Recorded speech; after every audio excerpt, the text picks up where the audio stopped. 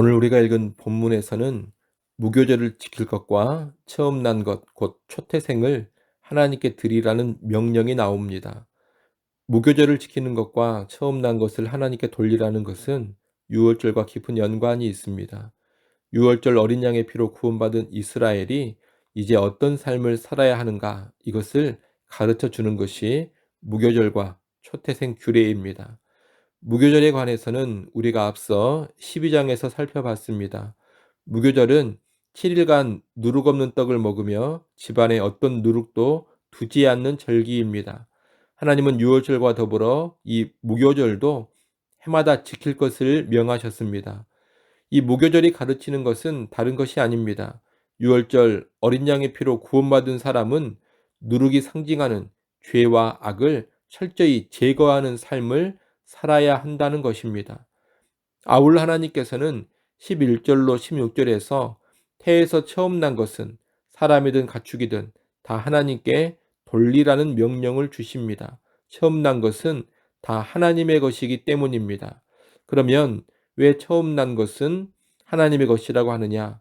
유월절 사건 때문입니다. 유월절에 애굽 사람의 장자와 가축의 첫 새끼는 모두 죽임을 당했습니다. 원래 이스라엘의 장자와 가축의 첫 새끼 역시 죽임을 당해야 정상입니다. 죽음의 천사는 각 집을 가리지 않고 다 들어가 치도록 되어 있습니다. 죽음의 천사는 원칙상 애굽 사람의 집과 이스라엘 사람의 집을 가리지 않습니다. 모든 집에 다 들어가서 죽음의 재앙을 내리는 겁니다. 그런데 어린 양의 피가 문설주와 인방에 발라진 집은 죽음의 천사가 들어가지 않고 그 집을 넘어갑니다. 그래서 그 집안의 장자와 가축의 첫 새끼가 죽지 않고 살게 되는 것입니다. 다시 말해 이스라엘 집의 장자와 첫 새끼의 운명도 원칙상 애굽 사람과 다르지 않은데 어린 양의 희생으로 인해 그 죽음을 면하는 것입니다. 한마디로 어린 양의 희생 때문에 이스라엘의 장자와 첫 새끼는 살게 됐습니다. 하나님은 오늘 본문에서 이 사실을 언급하시면서 본래 죽어야 했는데 어린 양의 희생으로 살아났으니 태의 첫 열매는 다 내 것이다 라고 말씀하십니다. 그래서 이스라엘 백성들에게 있어 가축의 첫 새끼 그리고 처음 난 아들은 자기 소유가 아닙니다. 하나님께 돌려야 합니다.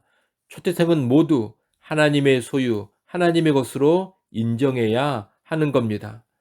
그러면 이 초태생은 하나님의 것이라는 규례가 오늘 우리에게 의미하는 것이 무엇이겠습니까? 그것은 예수의 피, 예수의 공로로 구원받은 사람은 하나님의 소유라는 겁니다.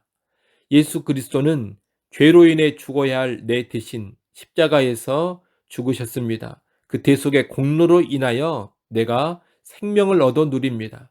그러니 예수 믿어 구원받았다면 그 누구도 자신을 자기 소유로 여겨서는 안 됩니다. 내 주인은 나다 이렇게 생각하면 안 됩니다. 구원받은 나는 하나님의 소유다. 나의 주인은 하나님이시다. 이런 고백을 하고 이런 삶을 살아야 합니다. 고린도전서 6장 19절 20절은 이 사실을 잘 말해주고 있습니다. 너희 몸은 너희가 하나님께로부터 받은 바 너희 가운데 계신 성령의 전인 줄을 알지 못하느냐. 너희는 너희 자신의 것이 아니라 값으로 산 것이 되었으니 그런즉 너희 몸으로 하나님께 영광을 돌리라. 여러분, 우리가 구원받았으면 우리는 예수의 핏값으로 주고 하나님이 사신 겁니다. 그러므로 내가 나의 소유권을 주장하지 못합니다. 나는 하나님의 소유인 것입니다. 아울 하나님께서는 무교절의 규례, 초태생의 규례를 자녀들에게 가르치라고 명령하십니다. 오늘 본문 8절, 14절에 보면 자녀들에게 가르치라고 명합니다. 이스라엘은 유월절 규례만 자녀들에게 가르치는 것이 아니라 무교절과 초태생의 규례도 가르쳐야 하는 겁니다. 이를 오늘 우리에게 적용한다면 예수의 공로로 구원받는다는 사실, 이 구원의 진리도 자녀들에게 가르쳐야 하지만 동시에 구원받았다면 어떤 삶을 살아야 하는지도 자녀들에게 잘 가르쳐야 한다고 적용할 수가 있겠습니다. 무교절과 연관해 너는 거룩한 삶을 살아야 한다. 세상에 물들고 세상의 풍조를 따라가는 그런 삶을 살아서는 안 된다는 것을 가르쳐야 합니다. 또 초태생 규례와 연관해 구원받은 너는 하나님의 것이다. 부모의 것도 아니요 너 자신의 것도 아니다. 하나님의 소유이다. 이 사실을 끊임없이 가르치고 강조해 줘야 합니다. 그래서 구원받은 자로서 구원에 합당한 삶을 살도록 지도해야 하는 겁니다. 아무쪼록 여러분 자신을 하나님의 소유로 인정하고 거룩하게 사는 삶을 먼저 보이시기를 바랍니다. 이어 여러분의 자녀들에게도 그 삶을 가르치고 그 삶이 대대로 나타나도록 지도해 갈 수 있기를 바랍니다. 오늘 본문 마지막 부분인 17절부터 22절은 출애굽 후에 하나님께서 이스라엘을 인도해 가시는 모습을 보여줍니다. 17절, 18절에 보면 하나님은 출애굽한 이스라엘을 블레셋 사람의 땅의 길이 아닌 홍해의 광야길로 이끄십니다. 이스라엘은 출애굽한 후 가나안 땅을 향해 가야 하는데 애굽에서 가나안으로 가는 가장 빠른 길은 블레셋 사람의 땅을 지나는 길입니다. 그 길로 가면 빠르면 2주도 못 돼서 가나안 땅에 도착할 수가 있습니다. 그리고 그 길은 무척 편한 길입니다.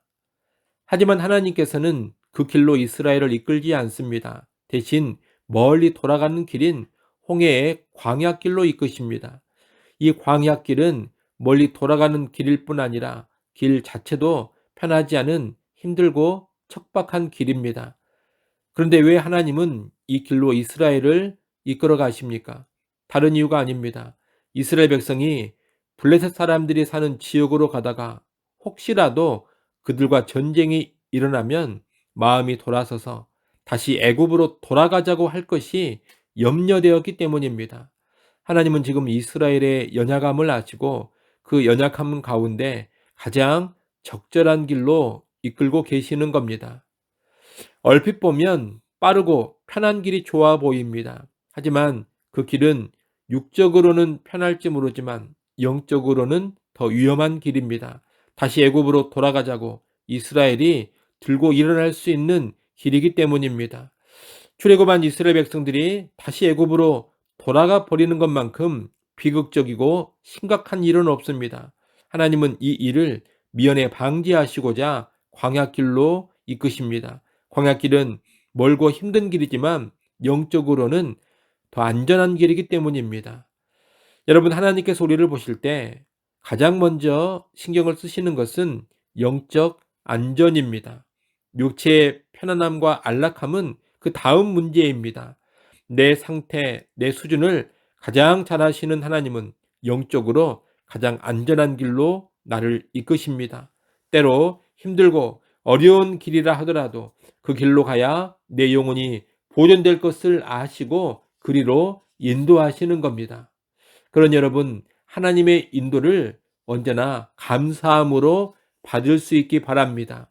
지금 육체적으로, 환경적으로 힘들고 어려울 수 있지만 그로 인하여 오히려 내 영혼이 안전할 수 있습니다. 그로 인하여 오히려 내 영혼이 영적으로 더 깨어있고 보존될 수가 있습니다.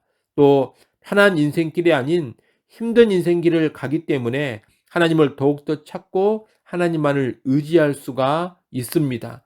그래서 힘든 환경, 힘든 길이 영적으로 유익이 되는 겁니다. 여러분, 육체의 편안함보다 더 중요한 것은 영적 안전임을 꼭 기억하십시오. 하나님은 영적 안전을 우선시하며 우리 삶을 인도해 가십니다. 그러니 늘 감사함으로 하나님의 인도를 받아들이시기 바랍니다. 아울러 비록 멀고 힘든 길, 광야길로 인도하셨지만 그 길의 과정에 불기둥과 구름기둥으로 함께 하셨음도 알아야 합니다. 오늘 본문 21절, 22절을 보십시오. 우리 21절, 22절 같이 한번 읽습니다. 여호와께서 그들 앞에서 가시며 낮에는 구름기둥으로 그들의 길을 인도하시고 밤에는 불기둥을 그들에게 비추사 낮이나 밤이나 진행하게 하시니 낮에는 구름기둥, 밤에는 불기둥이 백성 앞에서 떠나지 아니하니라. 아멘. 하나님은 영적 안전을 위해 때로 불편하고 힘든 길로 이끄시지만 그 길로 보내놓고 우리를 방치하시는 분이 아닙니다. 하나님은 앞서가십니다. 그리고 세심하게 우리를 지키십니다. 낮에는 구름기둥, 밤에는 불기둥으로 늘 함께 하시며 인도하십니다. 이스라엘은 그 인도하심을 힘입어 낮이든 밤이든 광야길을 능히 갈 수 있는 겁니다. 여러분, 지금 내 길이 피곤하고 힘든 길, 고달픈 길일 수 있습니다. 하지만 결코 나 홀로 가는 길이 아닙니다. 불기둥과 구름기둥으로 하나님이 함께 하시는 길입니다. 힘들고 피곤한 길이라도 하나님이 함께 하시며 인도해 가십니다. 우리가 가나안 땅, 곧 완성된 천국에 이르기까지 우리와 함께 하시며 인도하십니다. 그 임마누엘의 은혜, 임마누엘의 도심을 잊지 말고 이 땅에 하루하루 주를 바라보며 살아가시기 바랍니다. 이 마지막 부분에서 하나 더 볼 것은 출애굽할 때 모세가 요셉의 유고를 가지고 나왔다는 겁니다. 본문 19절에서 그것을 말합니다. 창세기 50장 25절에 보면 요셉은 죽을 때에 하나님이 출애굽시킬 것을 전망하면서 그날이 오면 자기의 유고를 가지고 나가라고 유언했습니다. 지금 모세는 그 요셉의 유언을 기억하고 요셉의 유고를 가지고 나간 겁니다. 이스라엘은 이 요셉의 유고를 보면서 약속의 신실하신 하나님을 깨닫게 됩니다. 하나님은 오래전 아브라함과 이삭, 야곱, 요셉에게 약속하신 것을 정말로 이루셨습니다. 그 약속이 성취되었기 때문에 이스라엘 백성은 지금 이렇게 요셉의 유고를 가지고 나가는 겁니다.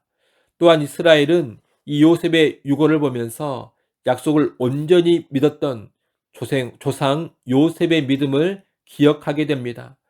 요셉은 출애굽과 가나안 땅에 대한 하나님의 약속을 분명히 믿었기 때문에 자기의 유고를 가지고 나가라는 그런 유언을 할 수가 있었습니다. 이스라엘은 요셉의 유고를 가지고 나가면서 신실한 믿음을 가졌던 조상 요셉을 기억하게 되는 겁니다. 결국 이스라엘 백성은 요셉의 유고를 가지고 나가면서 신실하신 하나님을 기억하고 신실한 믿음의 조상 요셉을 기억하게 됩니다. 그런 가운데 이스라엘 백성은 자기들도 하나님의 신실함을 확신하며 요셉처럼 신실한 믿음으로 살아야 한다는 것을 도전받게 되었을 겁니다. 여러분이 하나님은 지금도 변함없이 신실하십니다. 그러니 오늘 우리도 그 하나님의 약속을 굳게 확신하고 그 하나님 앞에서 언제나 신실한 믿음의 삶을 살아가기를 간절히 바랍니다. 기도합니다. 하나님, 구원받은 우리가 하나님의 소유임을 알고 언제나 주를 위해 살며 거룩하게 살아가게 하여 주옵소서.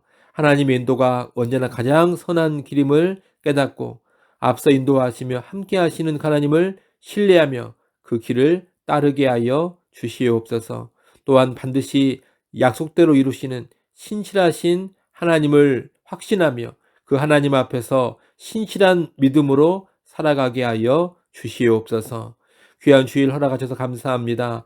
오늘 우리가 드리는 모든 예배의 시간에 성삼위 하나님 임재하사 영광을 받으시고 하늘 문을 여시고 신령한 은혜를 허락하여 주옵소서.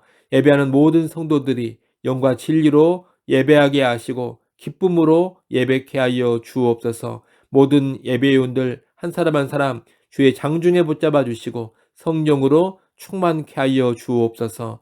유치부, 유초등부, 중고등부, 청년 모임에도 하나님 함께 하시며 말씀과 기도와 찬양을 통하여 은혜가 충만케 하여 주옵소서. 교회의 다음 세대가 오늘 하루 더욱 하나님의 사람으로 예수의 제자로 세워져 가게 하여 주시옵소서. 예수님의 이름으로 기도드리옵나이다. 아멘.